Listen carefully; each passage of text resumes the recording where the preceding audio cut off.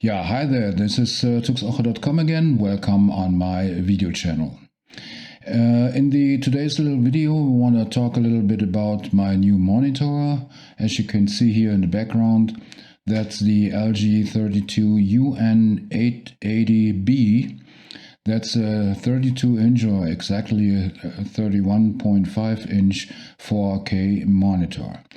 The monitor was published in late 2020, and meanwhile the monitor, you can get it for around 520, 530 euros, which is a pretty good price, but I got mine for under 470 euros, so I couldn't resist to buy this monitor. It's pretty impressive to have a monitor where you can see your 4K videos in the native resolution, and of course you just got a lot more room for your screen and your menus and your display for working on videos and on images. The monitor had a test here on Protege, which is a reference for a monitor guiding here in Germany, and there the monitor got a pretty good review in terms of color accuracy and color range of the monitor in total. The monitor comes with the ergonomic arm, which itself it's worth let's say at least 50 or 70 euros, where you can move the monitor and tilt it, and even tilt it to portrait format, so you can do everything you want within the limits of the arm, but that is quite convenient if you needed to. The monitor supports 2 HDMI inputs and 1 display port, and of course USB-C. And with the USB-C input, you can connect the monitor to, let's say, a MacBook or any other laptop which only supports USB-C. And of course, through the USB-C you have power delivery, but that is only 60 watts in this case of this monitor. It's enough to run a MacBook Air or a MacBook Pro on this, but if you're running pretty heavy apps like let's say DaVinci Resolve rendering video, the 60 watt could be not enough to charge the MacBook, but for normal purposes it's sure enough, but it's not a value like you get from the Dell U2722DE, which are reviewed here in the corner. Besides that, the monitor provides a USB hub, but that's a little downside for this monitor. It only has 2 USB-A connectors, and these connectors are only USB 3.0, which is not state-of-the-art today.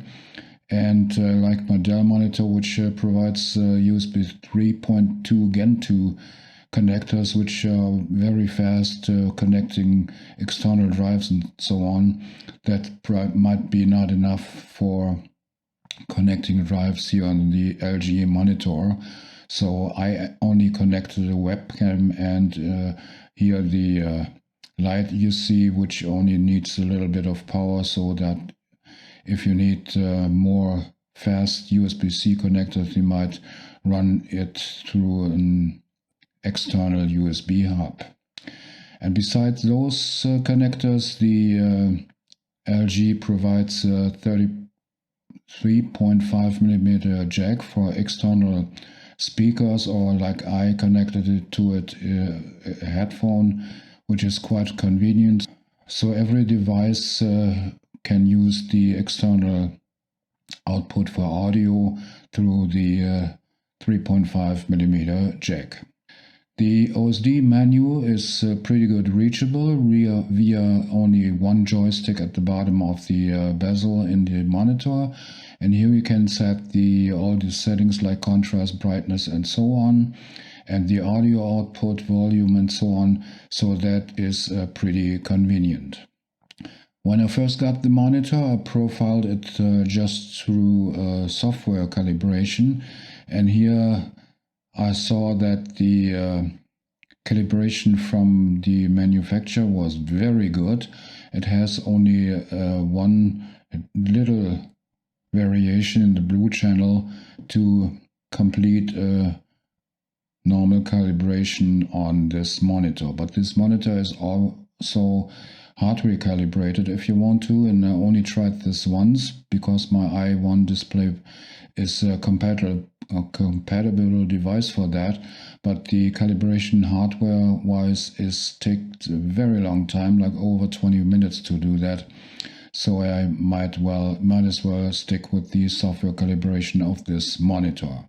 And talking about calibration, the monitor is supposed to cover up 99% of the sRGB color space and at least 90% of the DCI P3 color space, which is mainly used for video. I run this monitor, as you can see here, in a 2-monitor setup in combination with a 27-inch Dell U2722DE. So I can use it either for Lightroom, like having the Lightroom main application on the 32-inch monitor and have my preview of an image on the 27-inch monitor, which is pretty convenient. And I do the same with DaVinci Resolve, so I have my timeline and my previews, my inspectors and so on the bigger monitor, and a preview of the video only on the 27-inch monitor, which is a pretty good thing, I think. But as you can see, I'm running the monitor on a scale of 150%. So the menus and so on are large enough so I can see them, of course. But when I did it on a 150%, the video image on the second monitor was too big and placed right onto the corner. So I had to use a user-defined scaling, and that is only 149%. I found this tip in the DaVinci Resolve forum, and by that the scaling on the main monitor is not changed. It's big enough still for seeing the menus and so on, but then the image on the second monitor is placed in the center like it is supposed to. And the workflow is pretty convenient with those two monitors, and I'm happy that I bought the LG 32UN880B. Okay, that was my little review on this monitor. If you have any questions, you place them in the comments of this video or in the comments of the corresponding blog post. And if this video was a little bit helpful to you, you might think about placing a like on the video. And I surely would appreciate if you subscribe my channel, but then don't forget to hit the bell so you get a notification every time I upload a new video. Okay, that was my little review, and all I have to say, till the next time, ciao, Tux Oche.